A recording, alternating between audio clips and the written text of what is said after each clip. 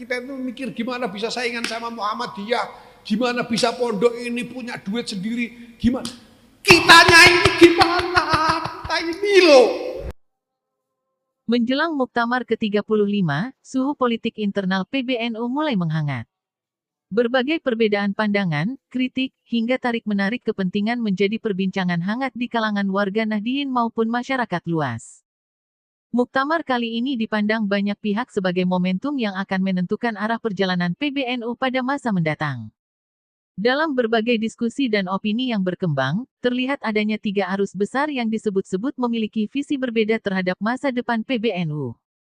Pertama, kelompok status quo, yang menginginkan kesinambungan kepemimpinan dan mempertahankan arah kebijakan yang telah berjalan. Kedua, kelompok pendatang atau imigran, yang dinilai sebagian pengamat ikut masuk dalam kontestasi dan ingin memperoleh posisi strategis dalam kepengurusan. Ketiga, kelompok perubahan, yang mendorong pembaruan secara menyeluruh serta menginginkan lahirnya kepengurusan baru yang benar-benar berbeda dari periode sebelumnya. Nah, orang-orang yang punya basis pesantren dikatakan khawarij. Ini kan luar biasa, ini sumber hoak. Pada suatu ketika, sedang ada majelis di Rosa, Dars, ya, para sahabat senior-senior pada Rasulullah, antara lain sahabat Anas, sahabat Jabir, ya, dan beberapa sahabat yang lain. Di situ juga sahabat Abu Bakar, sahabat Umar, sahabat Ali, sahabat Utsman absen saat itu. Sahabat Anas bercerita, saya ketemu dengan seorang pemuda yang luar biasa ibadahnya. Kalau siang puasa tidak pernah berhenti, kalau malam sholat, ya, semalam suntuk. Anak muda ini jelas-jelas mengungguli para senior-seniornya. Saya lihat sahabat senior tidak ada yang punya amalan seperti dia. Diceritakan para sahabat. Nanti kita tanyakan pada Rasulullah. Akhirnya begitu Rasul miyos di masjid itu, sahabat langsung tanya, ya Rasulullah, saya ketemu dengan pemuda ini seperti ini. Dia katanya dari kabilah ini, dari pedukuhan ini, keturunan ini. Apa jawab Rasulullah? Ma'arif. Saya tidak kenal dia. Loh, katanya dia kabilah ini, bin ini, bani ini. Ma'arif, saya tidak kenal. Tiba-tiba anak ini masuk dari luar dalam keadaan wajah ini masih basah dengan air wudhu, tangannya ini nenteng terompahnya. Masuk, begitu sahabat-sahabat tahu, termasuk Anas, ya Rasulullah, ini anaknya yang saya ceritakan padamu ya Rasulullah. Begitu Rasulullah melihat anak tersebut, pemuda tersebut, Rasulullah komentar, ra'aitu ala wajhi safa'atan minan syaitan. Loh, kok wajah anak ini ada stempel setannya? Saya melihat di wajah anak ini ada stempel setan. Bukan terkejut semua statement Rasulullah seperti itu, yang dipuji-puji, sholatnya, puasa luar, tiba-tiba Rasulullah kok komentarnya ada stempel setan. Akhirnya anak ini berjalan mendekat, ya, dipanggil Rasulullah, tidak mengucapkan salam. Ditanya, ayu hasyab al hadasta nafsak in anta bainal aqwam bainaha ula bi annaka khair minhum. Apakah ada kantek di hatimu kalau kamu ketemu dengan kaum-kaum yang mulia ini, kamu merasa lebih baik daripada mereka, lebih mulia begitu? Apa jawabannya?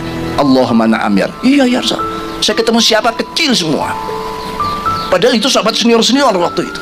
Ada sahabat Bakar, sahabat Umar, sahabat Ali, dianggap kecil di hadapannya. Setelah itu anak ini tanpa bicara, tanpa ngomong AIU, langsung meninggalkan, masuk masjid. Begitu masuk masjid, Rasulullah menyatakan, mayyatul hadasyab, siapa yang berani meringkus anak ini, saya perhalus yaktul, saya akan meringkus. Karena ini perintah Rasulullah. Abu Bakar beri anak aktul, saya akan meringkus anak ini. Dikejar anak ini masuk masjid. Ternyata ini takbir Allahu Akbar. Berhenti Abu Bakar, huwa yukabbir huwa yusalli wa rasul yanhani an qatlil musalli. Dia sholat takbir. Padahal Rasulullah melarang, aku ganggu orang-orang sholat. Saya kembali matur ke Rasulullah. Kembali balik lapor Rasulullah. Ya Rasulullah, huwa yusalli. Asalnya lambet tangan, mada ta'mal ya Bapak, apa yang kau kerjakan?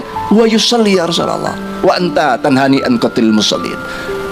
Paduka kan melarang saya ganggu orang sholat. Akhirnya harus jawab lagi, mayyatul hadar rajul. Sahabat Umar, ana ya anak aktuluh, saya akan meringkus anak ini. Sahabat Umar masuk, anak ini sedang sujud. Berhenti sahabat Umar, wa sajidi minas sajidin, wa musalli, wa yusalli, wa rasul yanhani anhu. Dan Abu Bakar pun kembali, dia huwa khair minni, saya ikutan Abu Bakar. Tidak jadi, ikut Abu Bakar saja. Ditanya, mada ta'mal ya Umar? Wa sajidun ya Rasul, dia sujud ya Rasulullah. Wa anta tanhani an qatil sajidin musallin.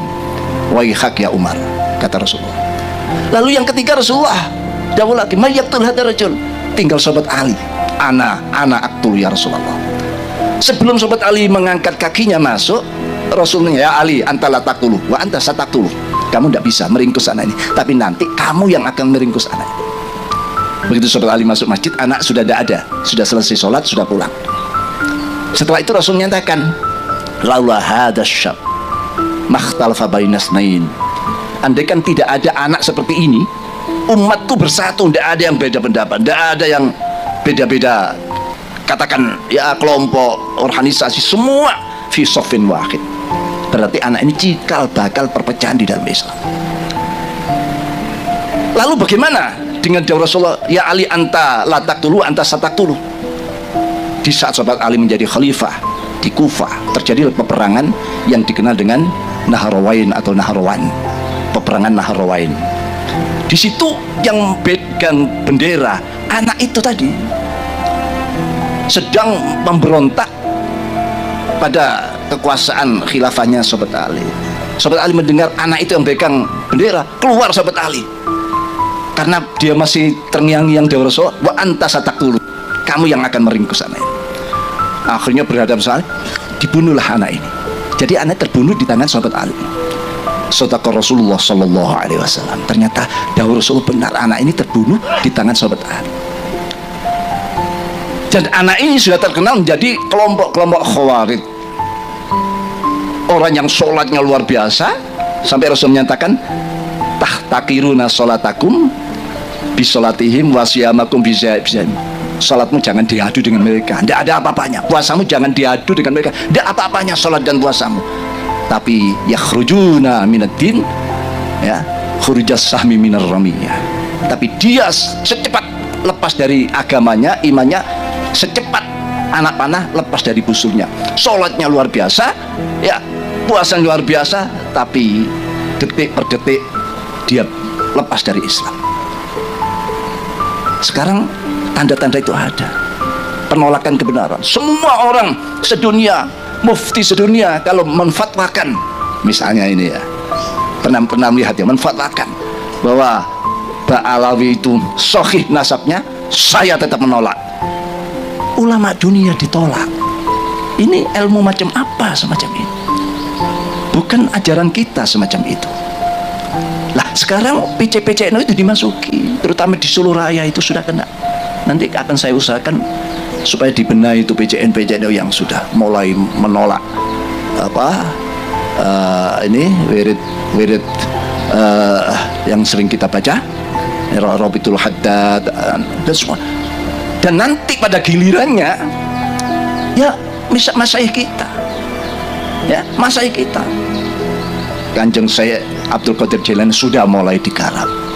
Syekh Muhammad Ali Al-Maliki juga diragukan nasabnya. Nanti digilir semua. Di belakang itu siapa? Wahabi, yang memang berani dia menolak seperti itu. Kebenaran ditolak, dan sebagian daripada Syiah. Ini perlu kami sampaikan di acara yang sangat penting ini, untuk bagaimana intisab kita pada Mbah Hasyim Asy'ari, Syekhana Khalil, Mbah Syekh Nawawi Bantani sebagai muassis, sebagai pemberi sinyal-sinyal, ya. Lalu kalau sampai terimbas penyakit itu, tidak sadar kalau kita ini sebetulnya menolak Mbah Hasyim. Kalau Gus Yahya mundur, Rais Am tidak mundur, kasihan organisasi. Gus Yahya mundur, Rais Am harus mundur, biar aman organisasinya, biar selamat organisasinya. Saya katakan, orang Rembang yang mengatakan, Kiai Miftah sumber hoak, melakukan manipulasi kekuasaan. Kita tahan dari lama, Mas. Tapi karena sikapnya ini merugikan organisasi, saya terus terang sekarang ini.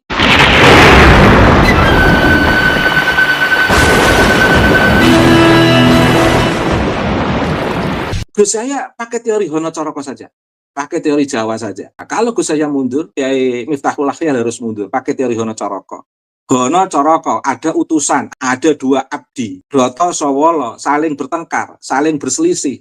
Podo Joyonyo, ya sama-sama sakti, sama-sama menang. Meskipun dari analisis Gus Haikal tadi, sebenarnya Tanfit lebih kuat secara organisasi. Dan memang betul. Kecuali Tanfit melakukan pidana. Dan pidana itu biasanya sudah terpublish dulu kasusnya. Nah, kalau belum terpublish, Rais Surya harus melindungi, menutupi. Harus itu. Karena daful fitnah wajib. Dampaknya kepada masyarakat luas masalahnya.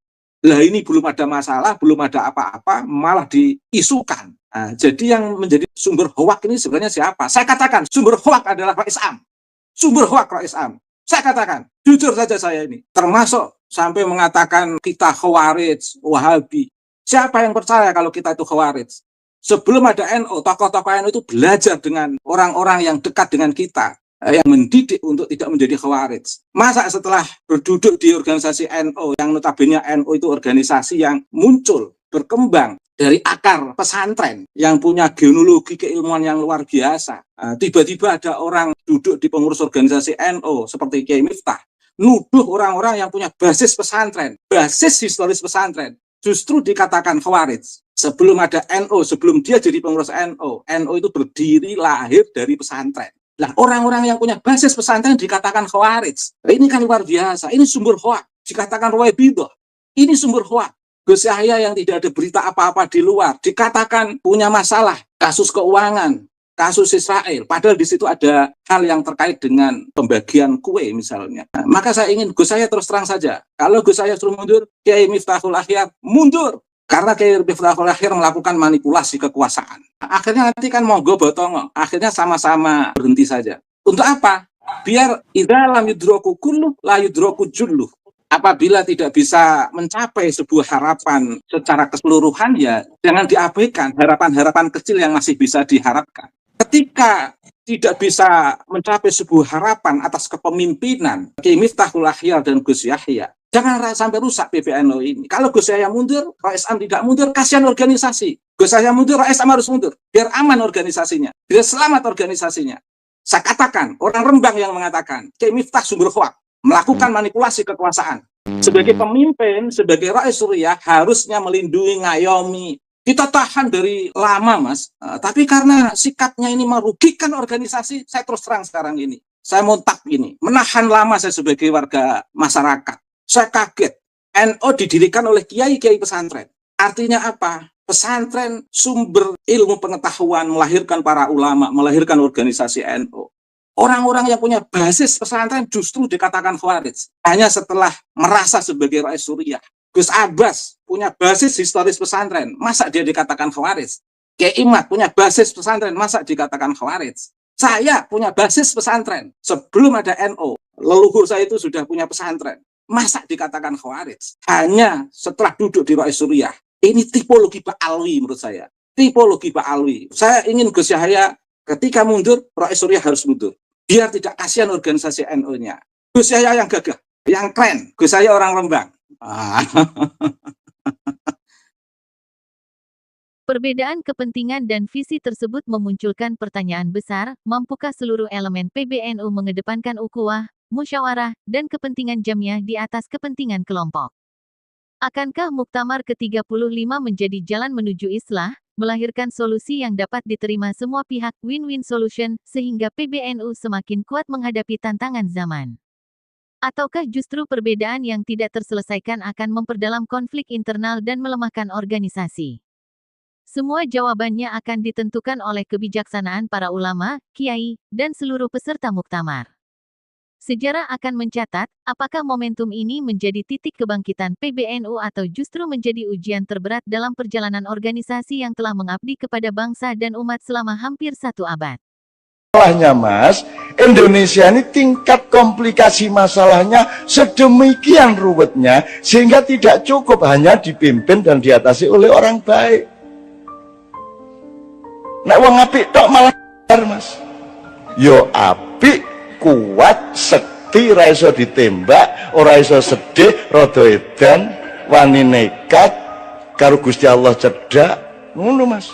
Nek ora lengkap kuwi ra iso Mas.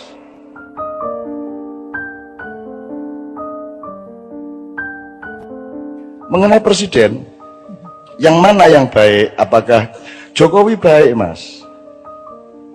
Baik. Prabowo baik. Sapa meneh liyane? Prabowo itu salah satu yang diperintah. Jadi ada beberapa satuan yang diperintah untuk mengantisipasi kelompok-kelompok aktivis pada tahun 97. Ya. Nah, sialnya Prabowo itu ketika dia menculik tapi tidak dimusnahkan.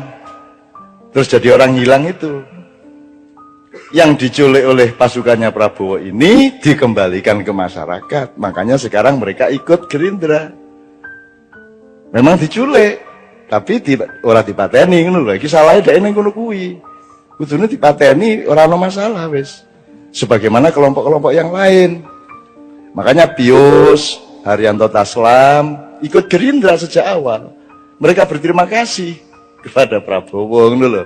Aku iki tapi aja njur aja terus ngene lho. Meskipun aku iki gawe-gawein sakarmu gak masalah. Aku wis tidak akan bergeming sehelai bulu saya oleh fitnah dan manipulasi, ora masalah.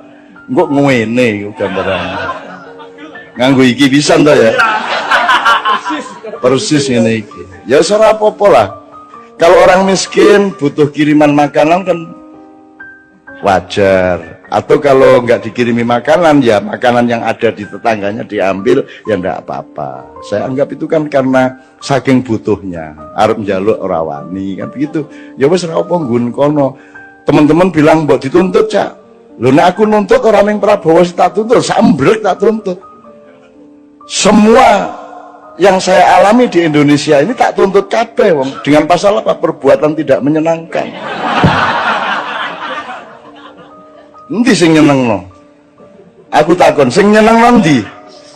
Jadi seluruh instansi tak tuntut dengan pasal perbuatan yang tidak menyenangkan itu. Iki ono pasal opo iku?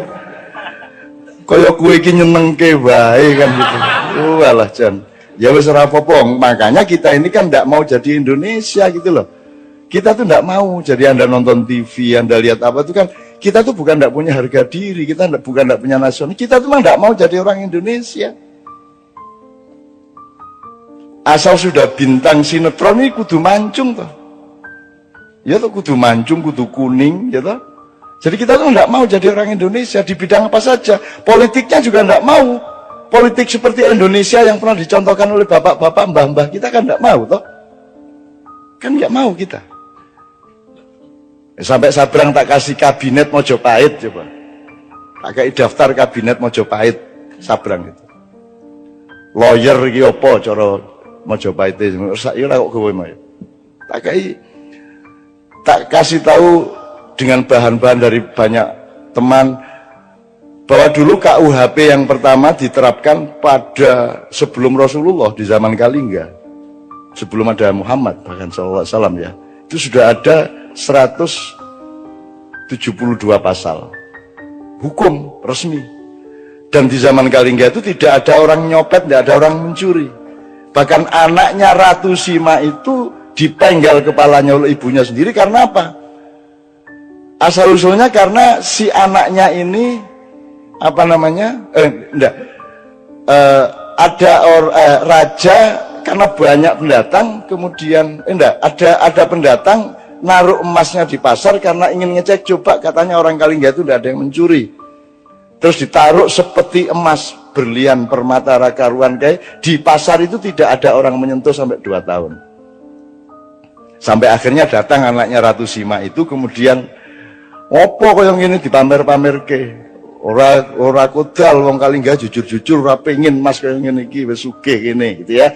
Dia karena dia mengejek itu dan kemudian menendang-nendang barang itu, dia dipenggal oleh ibunya karena tidak boleh juga itu menghina orang lain.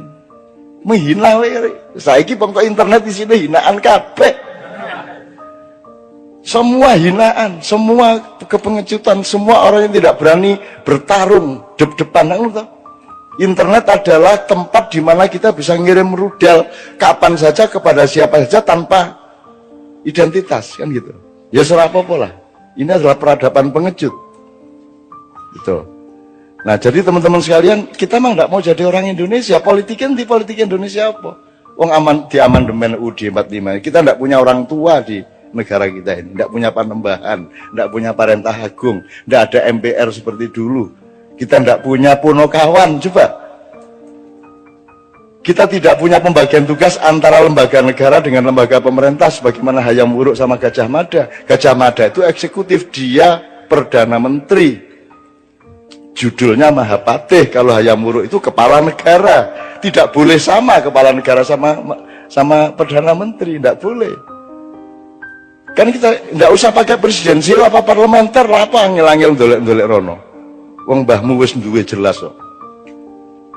Semua yang sifatnya eksekusi dilaksanakan oleh Gajah Mada dengan institusinya, tapi policy yang menentukan eksekusi itu adalah Hayam Wuruk dengan institusinya. Jadi negara ambil policy, pemerintah melaksanakannya. Negara punya policy tapi tidak boleh melaksanakan. Perdana Menteri berhak melaksanakan tapi tidak boleh bikin policy, kan apik kuwi. Sehingga harus bermusyawarah dan mufakat terus. Sama dengan bendahara dan kasir. Kasir berhak menentukan tapi tidak bisa bayar. Bendahara bisa menentukan, tidak bisa bayar. Kalau kasir bisa bayar, tidak bisa menentukan. Sehingga harus terus-menerus ada kerjasama bersuami istri antara bendahara dengan kasir. Jadi kita memang tidak mau jadi orang Indonesia kok. Mana coba? Mana Indonesianya tuh mana? I love Indonesia. Menyatakan cinta nang Indonesia orang nggo bahasane dhewe coba.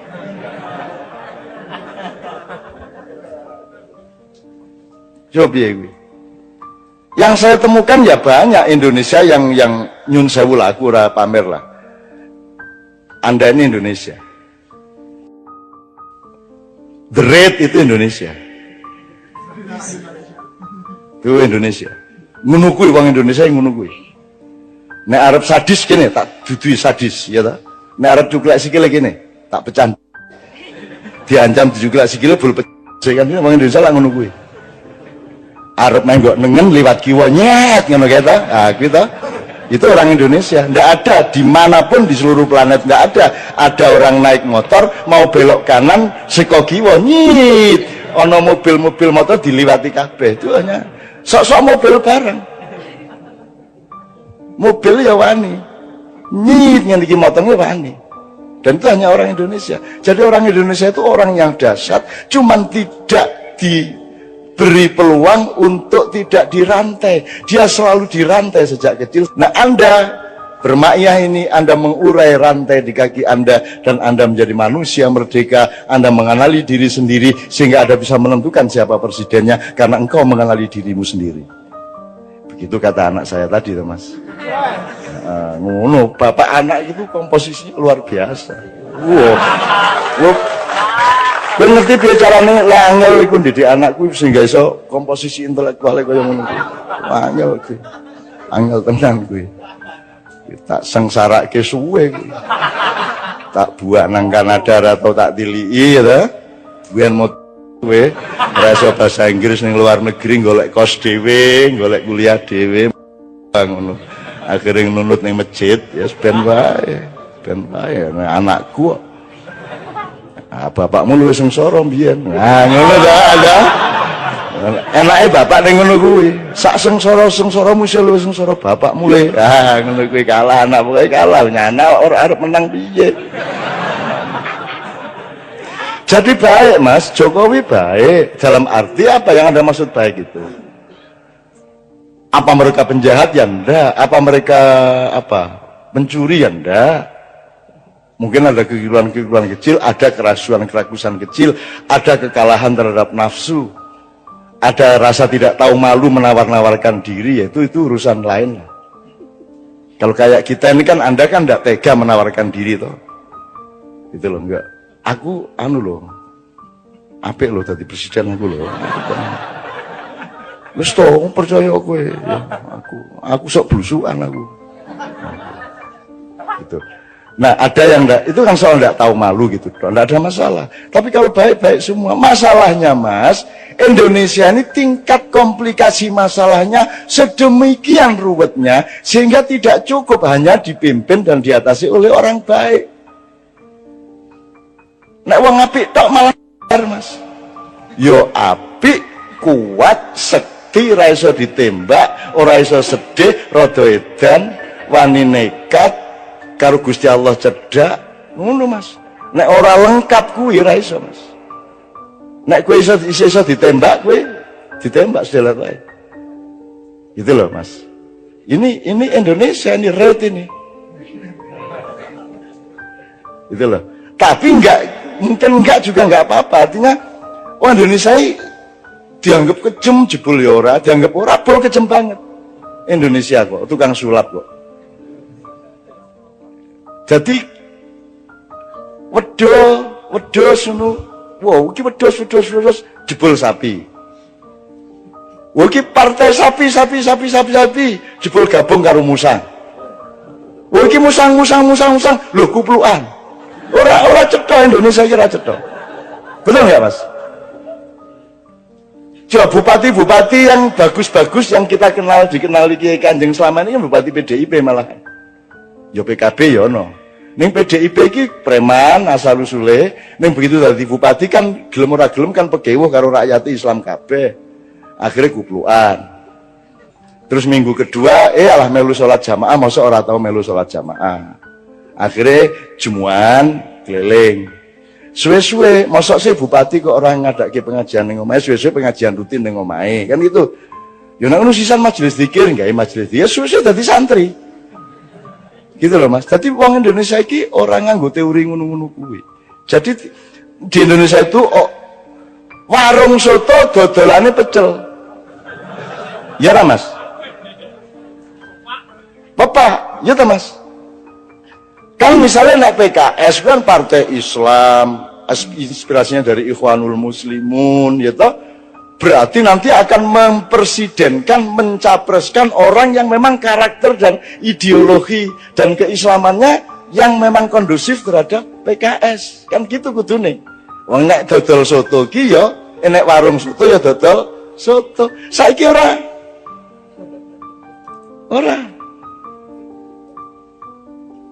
Gitu loh. Saiki ki sapa wae iso karo sapa wae. Sapa wae iso dadi apa wae. Kan ngono Mas. Sing dadeni sing endi ngono wae to. Gitu loh Mas. Jadi kalau yang disebut kebaikan pribadi baik-baik semua, sapa sing ndak baik? Ya sopan, ya apik, ya pinter. Tapi kan masalahnya tidak sesederhana itu di Indonesia.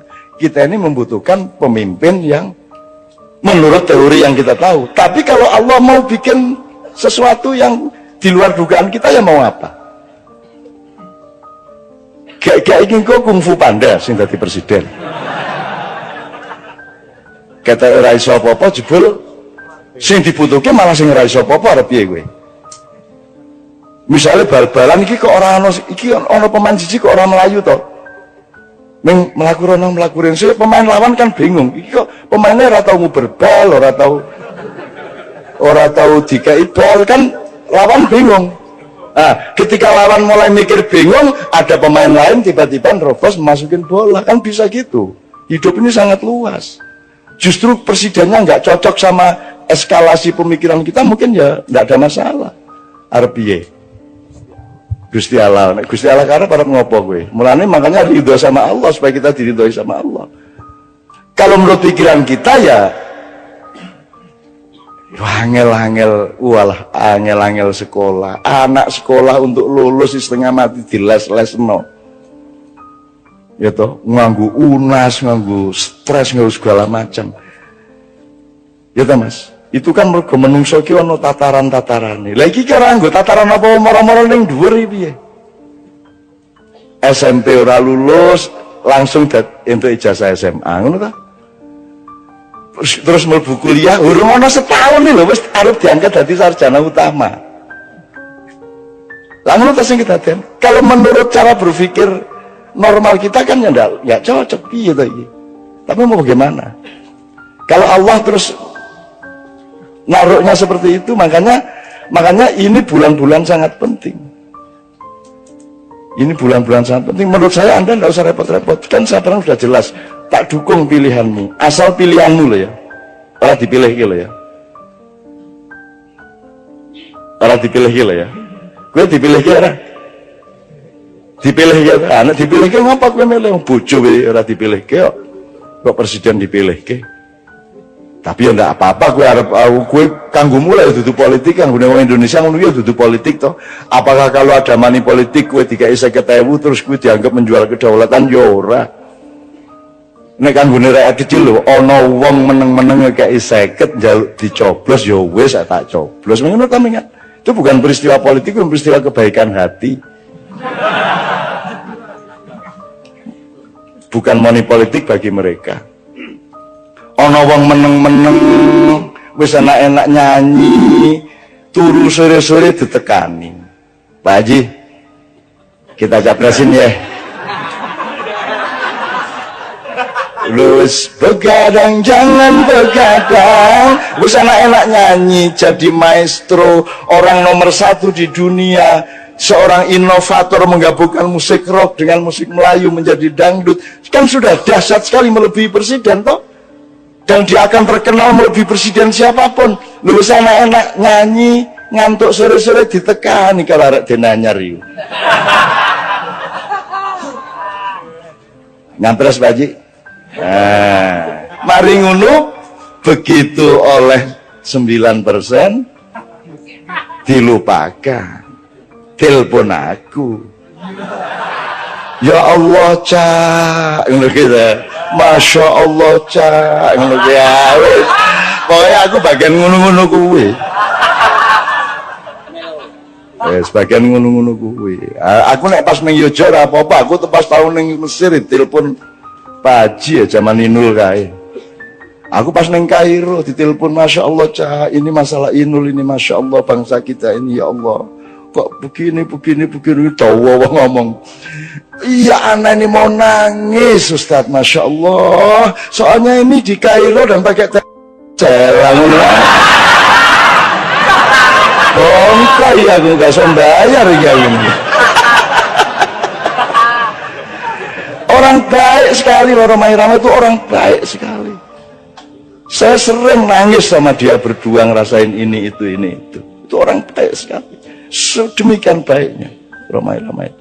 Dan orang sebaik itu jangan jadi presiden. Ngerti ya? Ngerti ya Mas ya? Jadi parametermu salah. Yang dibutuhkan tuh kelengkapan karakter yang berlabirin-labirin. Wah, ini kudu dadi pawang, kudu dadi macam-macam, pokoknya ya Satrio itu lengkap juga, ya intelektual, ya jagoan, ya apa. Ning ya Pinandito nek jarine Ronggo Warsito. Pinandito itu artinya dia juga seorang negarawan, dia juga punya kebijakan, dia punya wisdom, dia punya rohani, dia punya apa namanya? Kawaskitan, lantip, waskito kan begitu. Tapi itu juga tidak cukup, dia harus punya tali sambungan dengan Allah, sinisian wahyu. Ane Gusti Allah iki arep nggawe wahyu sapa apa nyambung karo sapa? Saya arep bedheke. Arep ngopo kowe? Upama presidene saka London ya ben wae. Nyewa gitu kan, 5 tahun.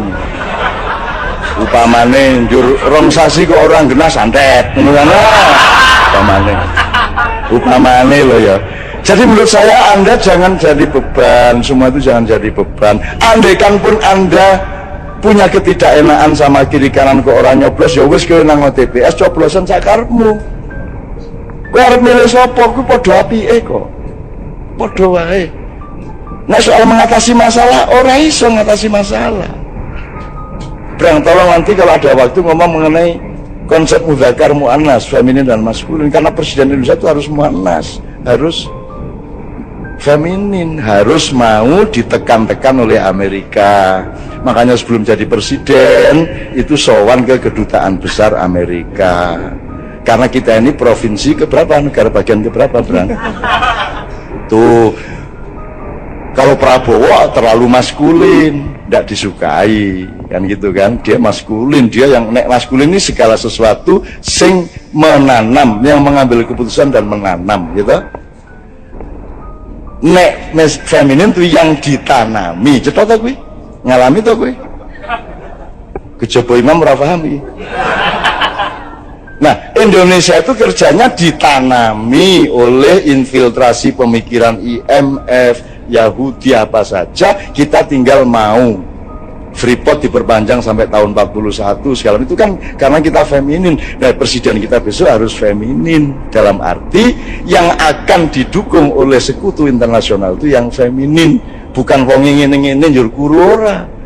Feminin itu artinya dia tidak akan bersikap nasionalistik, dia tidak akan mengatakan go to hell with your aid,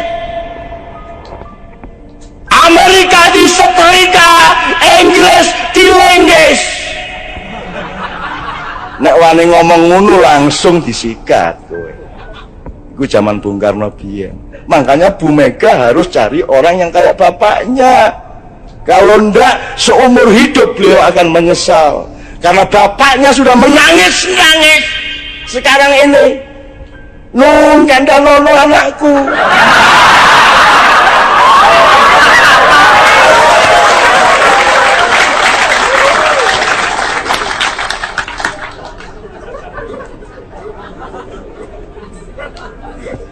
Ini tak dawano gak sido capres iki. Ya, tak omongno ndek ndi gak sido capres lah apik kabeh ya ini, Pak. Ini sekarang ini situasinya lebih berbahaya dari tahun 65. Dan sekarang pemetaan nasional itu persis 62, 63, 64. Aku ndak akan jelaskan nanti jadi fitnah.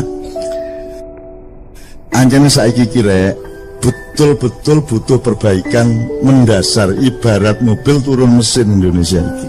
Jadi kita punya problem besar dalam soal ketatanegaraan. Kita punya problem besar terhadap sah tidaknya akad nikah kita pada tahun 1945 dan 28. Kita punya masalah besar terhadap struktur dan etika pembagian kerja kenegaraan kita. Negara dan pemerintah tidak ada bedanya dan seterusnya. Bahkan dalam misalnya aku mau cerita kalau Pak Mas Didi soal MK tadi, tapi tidak usah saya ngomongin kapan-kapan aja. Tapi intinya kita punya masalah ekonomi, masalah kenegaraan, konstitusi, logika, nasionalisme, kita punya masalah. Beliau ini saiki dadi alang-alang, Pak Wesa. Alang-alang itu dianggap gak produktif. Kon tak kandhani ya. Nek Merapi kate mbledos, kabeh wong di sekitar Jogja di lereng Merapi nandur alang-alang. Kok nandur alang-alang? Loh, pohon, tanaman yang punya getaran untuk menyelamatkan sekitarnya dari lahar dan wedhus gembel itu alang-alang. Dadi nek Merapi mulai ya apa, wong-wong nandur alang-alang, Pak. Jadi beliau bikin sanggar alang-alang itu untuk menghalangi segala kemungkinan kerusakan dan kemungkaran yang terjadi pada generasi muda dan anak-anak itu. Kemana? Kapan-kapan kita baca bukunya Mas Iman Budi Santoso, seorang sastrawan di Jogja, senior saya, mengenai pohon-pohon, mengenai nama desa. Nek Jombang ono jenenge alang-alang Caruban, ya, ono meneh Pengalangan, ono meneh. Jadi itu semua ada riwayatnya. Semua desa-desa di Jawa itu punya nama-nama pohon. Nama pohon itu banyak dijadikan lambang atau hikmah atau ilmu dari teritorial. Itu Mas ya. Oke. Tak persingkat gini Mas Didit ya. Saya sangat paham pemikiran Anda. Dan saya bukan tidak setuju.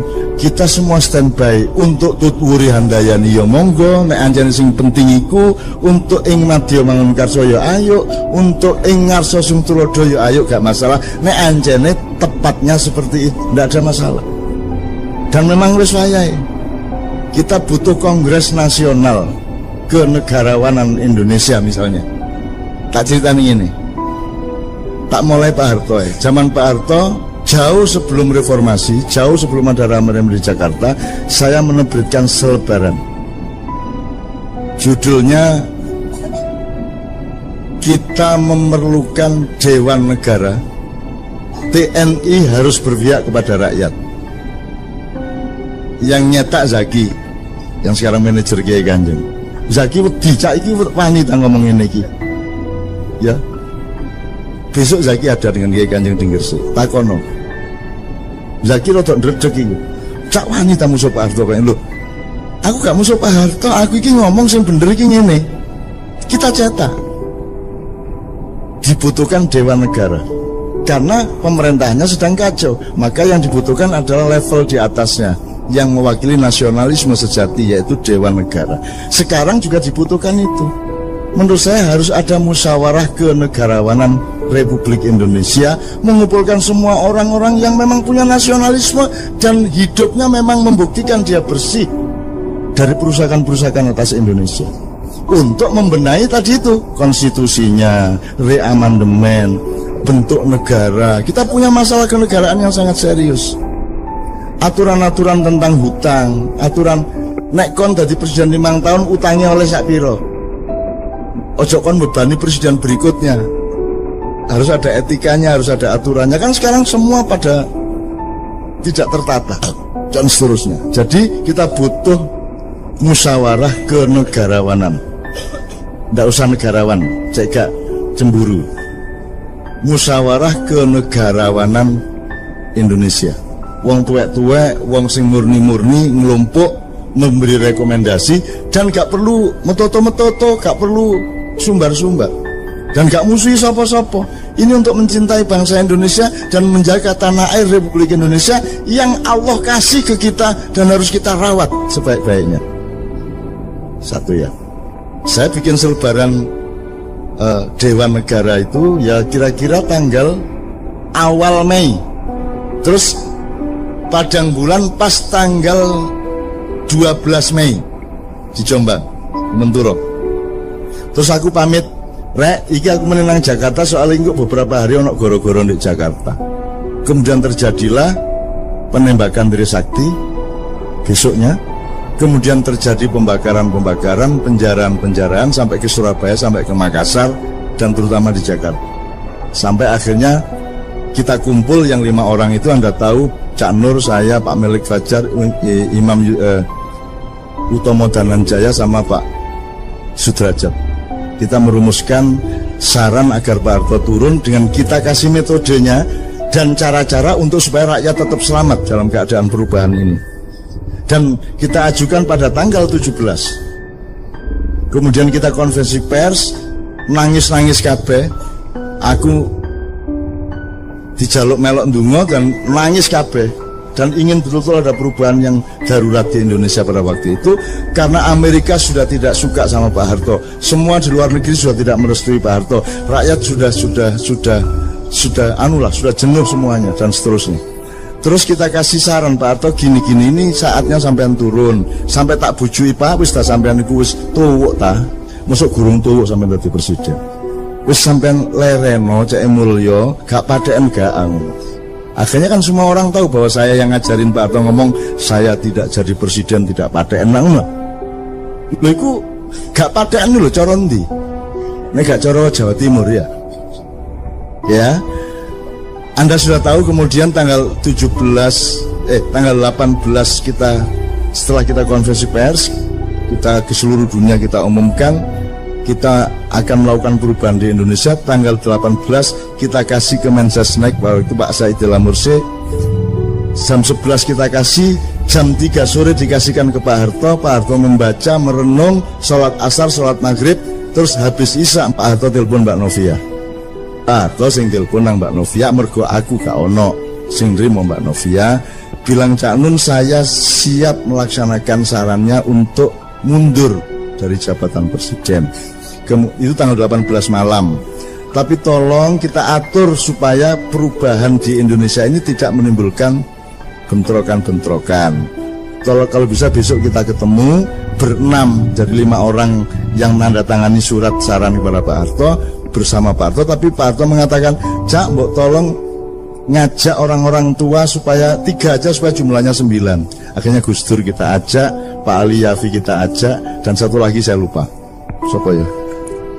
Ada orang tua satu lagi saya lupa. Dan seterusnya. Paginya kita ketemu dan aku gak duwe sepatu rek.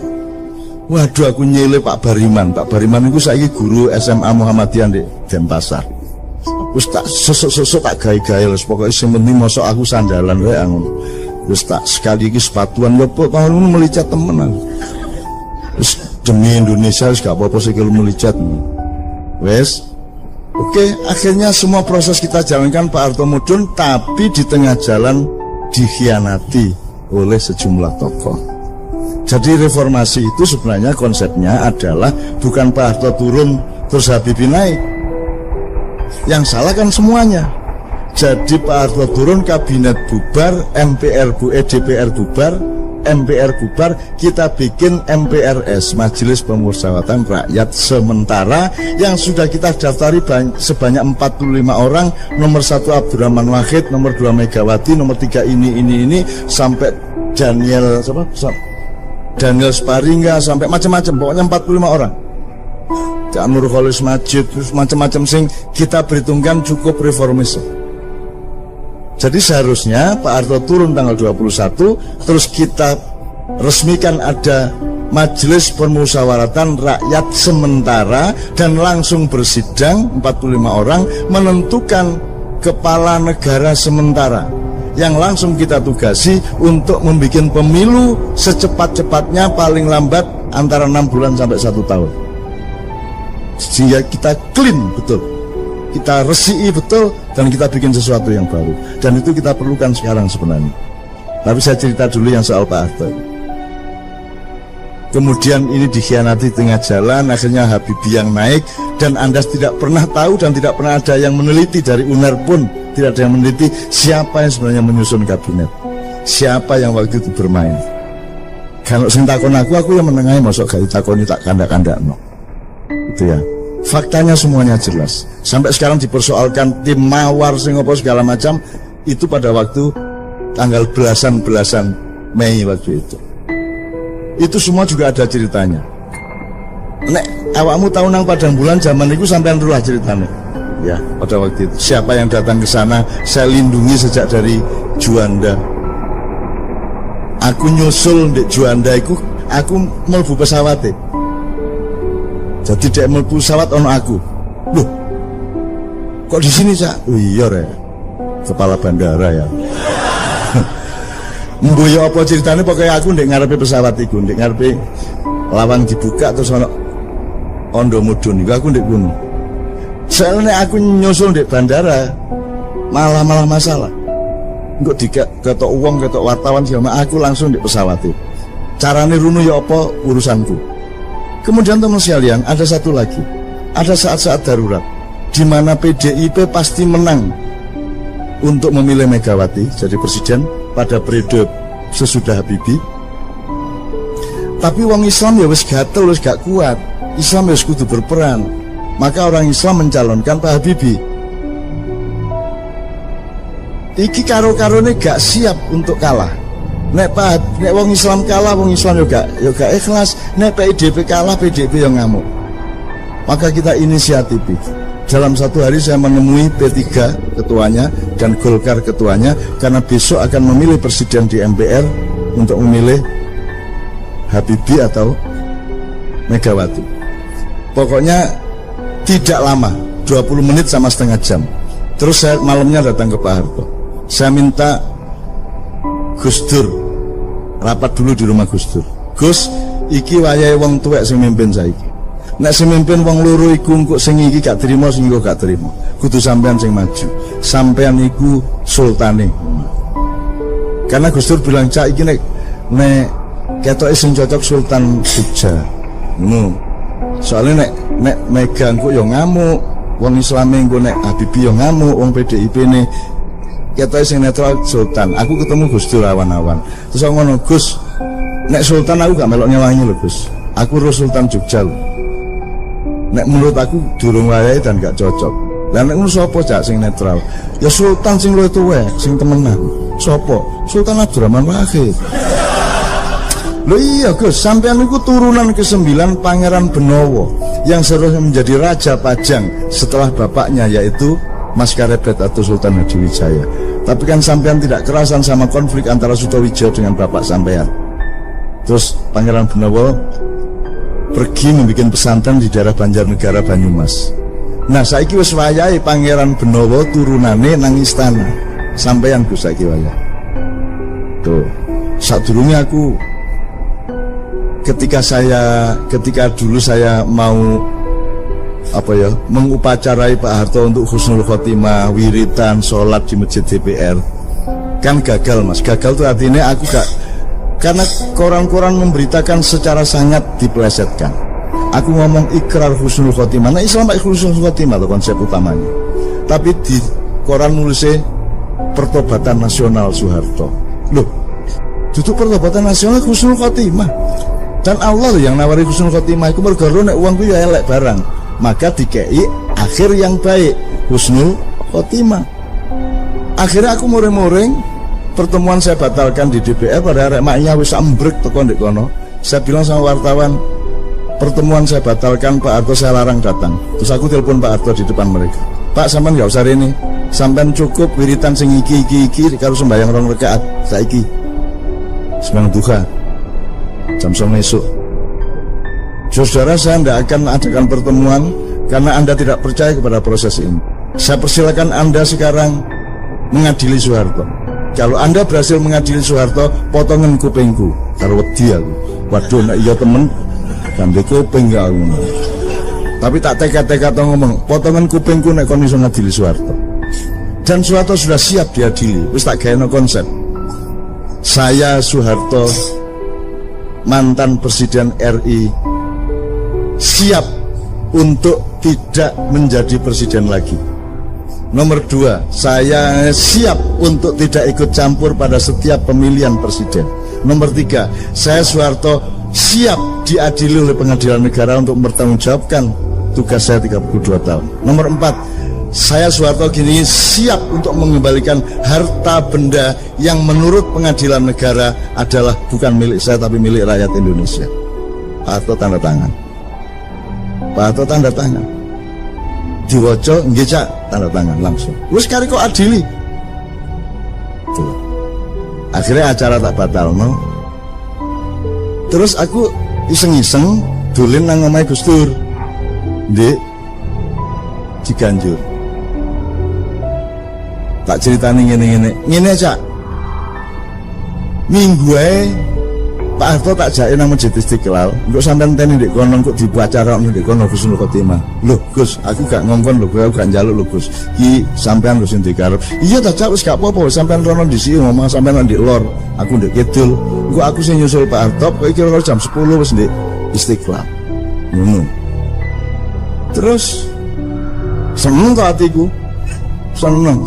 Terus mari ngono wartawan nyerbu.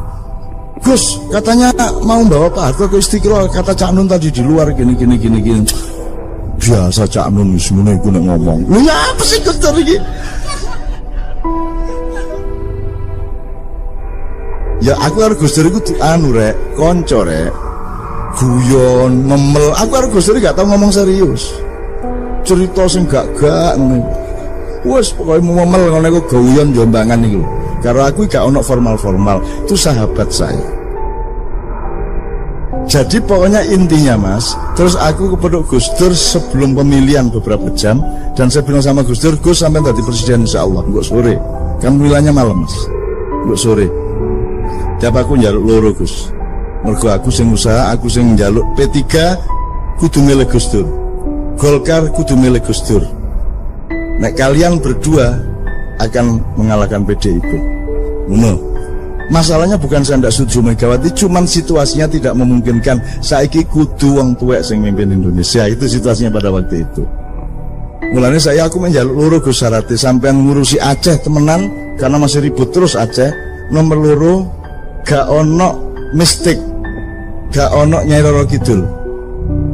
Sampean gak ruta tema iku di Indonesia. Nyari kodil ku jek ono terus, jek digawa-gawa terus. Tapi aku njaluk Gus Dur, Gus wis gak ono nyari kodil.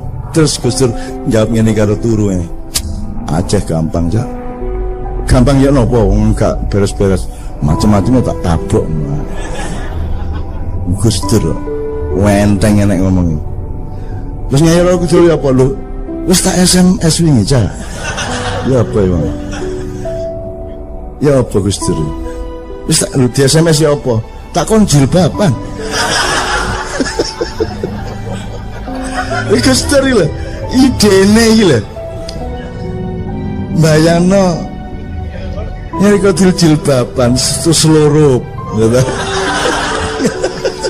Imajinasi cek nakale wong ya Allah kuwi cekikan Gus sampean niku masyaallah wis nek swarga gak ono sampean lak gak enak swarga niku sangono wis sampean iki top wis ya iki bayangno nyero gitu jilbaban niku dan seterusnya ya jadi presiden dia.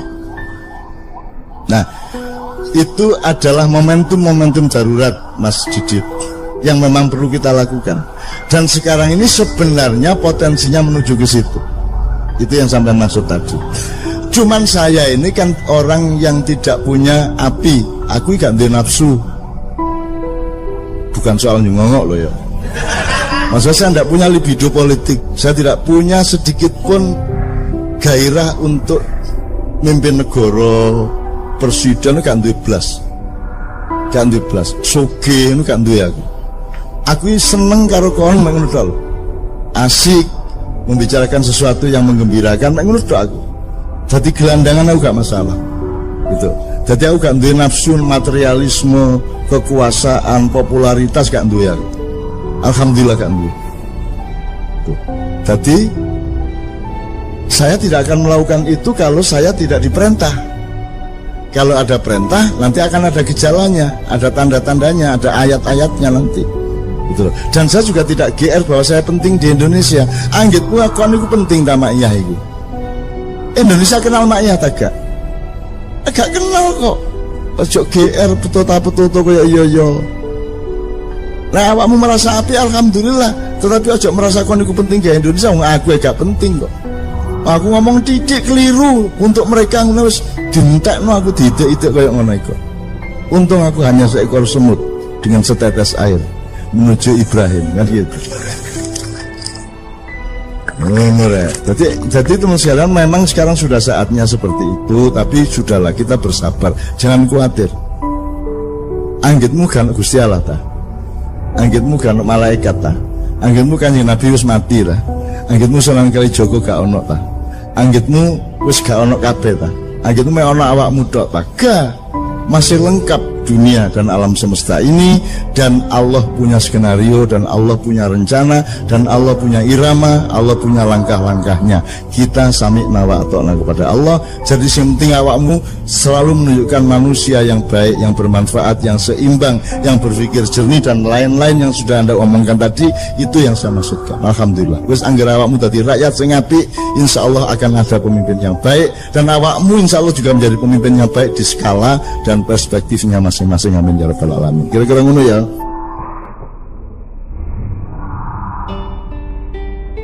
Saya punya beberapa pertanyaan, tolong dicatat. Kalau ada yang bisa menjawab sekarang alhamdulillah, kalau tidak jadi PR bersama. Hafal teks proklamasi? Ada yang hafal teks proklamasi? Usai SMK sing hafal ya malahan. Ngatik-ngatik SMK. Hal-hal yang mengenai pemindahan kekuasaan dan lain-lain diselenggarakan dalam cara sesama dan tempo yang sesingkat-singkatnya. Oke, wis gak apa-apa wong ngancene durung proklamasi ya, gitu. Pertanyaan saya sederhana. Apa yang dipindahkan itu apa? Apa yang dipindahkan kan pemindahan kekuasaan. Maksudnya kekuasaan itu apa? Keuangan, otoritas kenegaraan, kedaulatan, emas, seluruhnya. Seluruhnya. Oke. Seluruhnya itu apa ya? Jajal sebutan. Telu. Kedaulatan. Ya. Kekayaan. Kekayaan itu apa aja? Aset bangsa, kebudayaan, semuanya yang ada di Indonesia. Termasuk aspek pembentukan negara yang termasuk dalam kekayaan negara. Terus sumber daya manusia. Oke, wes gak apa-apa wes. Sebelumnya dikuasai siapa memang? Penjajah Belanda. Oke. Dipindahkan dari siapa ke siapa? Pemindahan itu dilangsungkan dari siapa ke siapa? dari konteks realnya dari Jepang ke Indonesia. Pernah terjadi. Kapan pemindahan itu dilakukan? Ketika proklamasi. Loh, kalau sudah dipindahkan kenapa pakai akan dilaksanakan secara seksama? Berarti belum dilaksanakan. Kan teksnya gitu. Betul nggak? Teksnya akan dilaksanakan secara seksama dalam tempo sesingkatnya sehingga ketika proklamasi belum terjadi. Kapan pemindahan itu terjadi? Kapan itu terjadi? Sopo nang sopo? Nggak harus dia bisa jawab sekarang. Itu takono presidenmu saiki yo gak iso jawab. Tenang aja, gak masalah. Aku mek ngelingno kon niku duwe PR serius. Gak iso Indonesia bangkit nek kon gak ngerti bayimu iku ya apa. Ngono ya. Tak baleni. Dari siapa ke siapa tadi? Ada yang bilang? Dari Jepang ke Indonesia. Pernah terjadi? Pernah terjadi ini? Pernah terjadi? Serah terima pemindahan itu? Saya belum lahir, Tan. Lah. Anek jawabannya ngono. Iya, tadi kon kok sholat ping 5. Aku jawabannya ngono meneh kon durung lahir ayo. Mbah Nun. Engko ya. Mbah Nun sewu, kula nderek tukar pikiran nggih. Iya. Terus ketika Jepang datang ke Indonesia, Jepang menjanjikan akan membantu proses kemerdekaan Indonesia dari Belanda. Sebenarnya yang mau dipindahkan kedaulatan dari Belanda ke Indonesia, Jepang itu janjinya mau membantu. Makanya dibikin BPU PKI, Badan Persiapan dan seterusnya. BPU PKI pada saat itu dia belum bikin secara detail negara iki koyo apa. Sing dibikin BPU PKI filsafat kemerdekaan. Sing dimaksud merdeka itu ya apa? Sehingga akhirnya tersusunlah proklamasi. Belum mikir undang-undang, belum mikir dasar negara, belum mikir struktur kabinet. Sing dipikir waktu itu BPUKI filsafat merdeka. Merdeka itu ya apa? Lah, setelah proklamasi Pak Karno matur tenggene teksin niku mau hal-hal di proses secepatnya dengan seksama. Hal-hal yang dimaksud itu banyak sekali. Bahkan sampai hari ini belum terselesaikan. Jadi setelah Jepang selesai itu kan Jepang kena bom. Jepang wis putus asa katanya ninggalin Indonesia. Itu variabel. Maksud saya kamu tuh menjawab A dulu baru B. Ojo langsung kok ringkes kabeh. Jadi iku kedaden taga pemindahan itu. Pemindahan pemerintahan kedaden. Kapan? Terus di sidang PBB kan akhirnya Indonesia kedaulatannya diakui. Ya, tapi pemindahannya dari siapa ke siapa? Dari Belanda. Apakah Belanda pernah mengakui bahwa dia menjajah Indonesia? Belanda nggak mau mengakui, di PBB Belanda nggak mau mengakui. Jadi ada terjadi pemindahan tagak, kayak kon nyerano motor nang koncomu ngono lho, ono tagak. Terjadi apa tidak? Secara teknis tidak. Lah iya, tapi terus secara apa? Secara pengakuan internasional mengakui Indonesia merdeka. Ya. Aslinya Belanda dhewe iki ya gak rela. Terus gaya apa tek iku, Mang? Gawe tek iku pertama menumbuhkan filsafat kemerdekaan dan rakyat itu percaya Indonesia itu merdeka rek. Saiki Indonesia merdeka. Oke. Begitu dengan ini saya menyatakan ya. Wis merdeka ta iku? Menurut pernyataan Pak Karno merdeka. Wis merdeka. Terus ono PR untuk memindahkan. Nggih. Nah, apa nih PR iku? Apa PR iku? Bukan kedaulatan, wis diproklamasikan kok ono PR, kok ono. Wis soal kedaulatan yang ini sudah beres dengan alinea pertama. PR yang belum selesai pada saat itu soal perusahaan-perusahaan Belanda, soal wilayah negara Indonesia. Dan terakhir yang dipermasalahkan Belanda, utang-utangnya Belanda kon nyauri Indonesia. Saiki sudah dilaksanakan belum pemindahan itu? Secara teknis Belanda belum. Jadi gurung beres merdeka. Gurung beres, nasionalisasi perusahaan-perusahaan sebenarnya belum beres. Jadi kon kok mantep urip Indonesia wong nikah gurung beres kok. Wong iki apa akad nikah gurung beres kok. Kok semua duwe anak sauno kae iku lho. Itu yang saya maksud, itu adab yang belum beres. sejak awal berdirinya NKRI. Kontroversi pendapatnya monggo ndak ada masalah ya, tapi ada yang belum beres dengan pemindahan kekuasaan. Nanti salah satunya tercermin pada pertanyaan berikutnya. Jadi ndak pernah terjadi toh itu? Ndak pernah terjadi. Haya wes. Jadi kon ojo meneh GBHN, ojo meneh Pancasila, ojo meneh aturan-aturan. Wong proklamasi loh gurung dilaksanakan. Ya tak gak? Proklamasi loh gurung beres. Presidenmu kate 30 meneh. Nek akad nikahnya gurung jelas, wis gak beres-beres. Makanya semua presiden yang ingin jadi presiden pahami dulu Indonesia ini siapa, urusannya gimana, yang PR-nya apa, yang belum beres apa, pahami dulu, baru bagusi mencalonkan diri jadi presiden. Kita betul, itu loh. Jadi aku setuju pendapatmu kabeh, tapi yang saya maksud adalah ayo didandani sik teko awal rek. Ngono lho. Wong iki gurung beres sejak awal kok. Ya oke, misalnya pada pernyataan berikutnya nanti Anda berpendapat dicatat aja berikutnya. Ini tak pencoloti supaya nyambung dengan Anda. Siapakah pemilik sah tanah dan air Indonesia beserta isi dan kekayaannya sebelum 17 Agustus 45 dan sesudahnya? Siapa yang punya? Hakikatnya Indonesia yang punya Gusti Allah. Hakikatnya. Iya. Wassalamualaikum warahmatullahi wabarakatuh.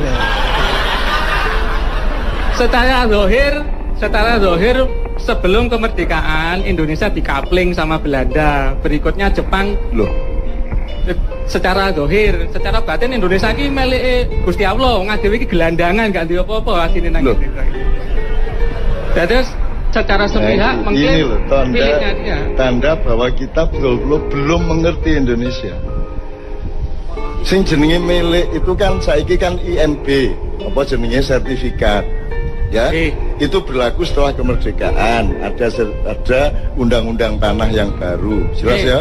Sadurunge kemerdekaan iku dak sapa lemah. Iku misale saiki sing ndek Jogja wis sing 3 stasiun kereta.